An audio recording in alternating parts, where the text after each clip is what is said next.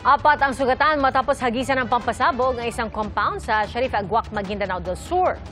Saksi si Efren Mamak ng GMA Regional TV. Nagpapahinga lang ang mga residenteng yan sa labas ng isang bahay nang biglang gulantangin sila ng malakas na pagsabog. Napatayo tuloy sila at nagsitakbuhan. Nangyari ito sa isang compound sa Sitio Malinis, Barangay Mother Poblacion sa Sharif Aguac, Maguindanao del Sur, pasado alas 9 kagabi. Apat ang nagtamo ng mga sugat sa katawan, nagpapagaling pa sila. Napinsala din ang bahagi ng isang sasakyan. Ayon sa Police Regional Office Bangsamoro Autonomous Region, inaalam pa kung anong klaseng pampasabog ang ginamit.